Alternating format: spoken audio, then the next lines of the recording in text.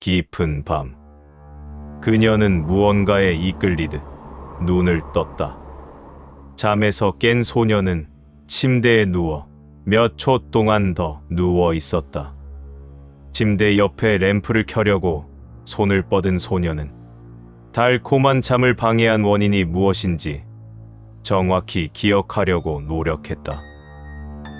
기억이 나지 않자 소녀는 침대 옆으로 다리를 뻗어 몸을 일으켰다. 휴대전화로 시간을 확인한 그녀는 자정이 되자 콧방귀를 뀌었다. 잠이 오지 않을 것을 알기에 그녀는 침실을 나와 커피 한 잔을 마시며 마음을 가다듬기 위해 부엌으로 향했다.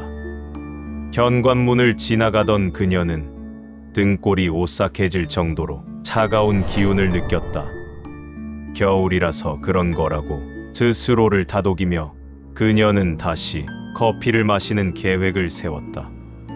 스쿱과 물을 재고 컵을 준비하는 일로 정신이 팔렸지만 어두운 액체가 끓기 시작하자 그녀의 마음은 다시 한번 방황하기 시작했다. 추위가 다시 찾아왔고 그녀는 문 뒤를 흘끗 쳐다볼 수밖에 없었다. 문은 언제나처럼 변함없는 모습으로 서 있었다. 잠금 장치는 어느 때와 같이 굳게 잠겨 있었고 그녀는 그것으로는 아무 잘못된 점을 발견할 수 없었다.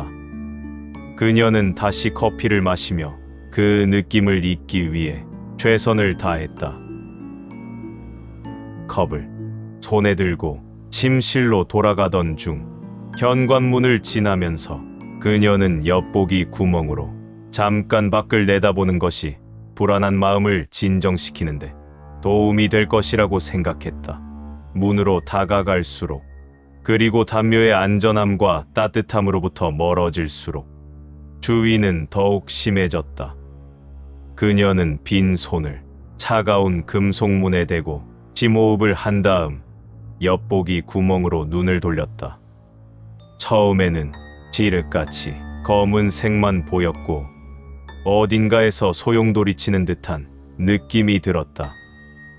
그녀가 놀라서 눈을 깜빡였을 때 그 공허함이 사라졌다. 그리고 그녀는 그 공허함이 사라지지 않았으면 하고 바랐다. 왜냐면 그 자리에 한때 사람이었을 것으로 추측되는 존재가 서 있었다. 팔다리는 길고 비인간적으로 어색했으며 관절이 부풀어 여러 개의 팔로 갈라져 마치 나무의 가지처럼 보였다.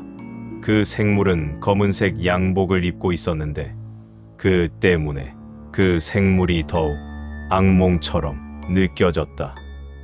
그러나 그 악몽 같은 생물의 얼굴은 마치 설탕 아이싱으로 덮인 것처럼 매끈하고 이질적이었다. 그녀는 본능적으로 마음이 그 끔찍한 형상을 뿌옇게 만들어 더 큰 공포를 차단하려는 것처럼 느껴졌다. 그녀는 여전히 문을 누르고 있는 손으로 문을 밀어내고는 뒤로 물러섰다. 뜨거운 커피가 떨어졌고 그 뜨거운 커피가 그녀의 맨발에 화상을 입혔고 그녀가 뒤로 넘어지면서 문에서 기어 나오려고 애썼다. 하지만 그녀는 그녀의 마음이 그녀를 속이지 않았다는 것을 알고 있었다. 그녀가 문에서 기어 나오면서 그녀는 처음 보았던 공허함만큼이나 검은 덩굴 손이 틈새를 통해 휘감아 들어가는 것을 지켜보았다. 그녀는 도망치고 싶은 본능과 문을 등지고 돌아서지 않으려는 직감 사이에 갇혀 있었다. 문이 덜컹거렸을 때 도망치고 싶은 충동이 그녀를 덮쳤고 그녀는 방으로 돌아가려고 할 때 뜨거운 액체에 미끄러져 넘어졌다. 그녀는 자신이 구석에 갇혀 있다는 것을 잘 알고 있었지만 문에서 벗어나야 했다. 그녀는 복도 중간쯤에 있을 때 이전에 잠겨 있던 문이 삐걱거리며 열리는 소리를 들었다. 그녀는 비명을 지르며 벽에 미끄러져 넘어졌고 그로 인해 턱이 부러져 기절했다.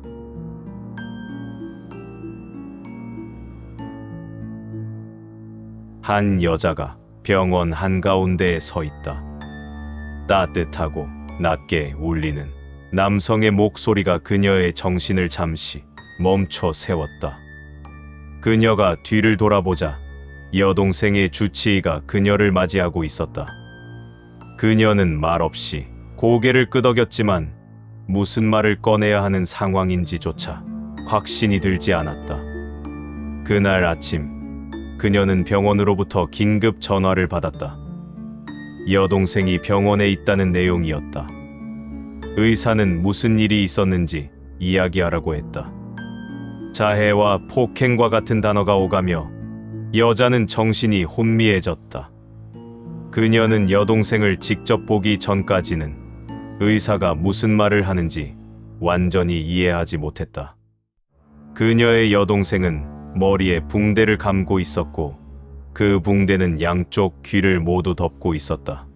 의사는 그녀의 죽은 듯한 눈을 보며 여동생의 귀에 난 상처가 감염되지 않기 위한 조치라고 말했다. 의사들은 그녀가 누군가에게 연필을 찔려 균형을 잃거나 무언가로부터 귀를 막으려고 했다고 추측했다. 그녀의 손, 다리, 발에는 1도 화상과 2도 화상이 섞여 있었고 이웃들이 아파트 입구에서 발견한 커피로 추정되는 것으로부터 화상을 입은 것 같다고 말했다. 여자가 처음으로 동생의 병실에 들어갔을 때 그녀는 창문에서 한 남자의 실루엣을 본 것 같다고 생각했다. 그녀는 그것이 불가능하다는 것을 알고 있었다. 왜냐면 동생의 병실은 병원 3층에 있었다.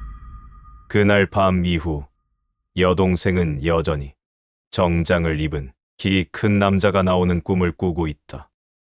슬렌더맨은 당신의 문 앞에도 서 있을지 모른다.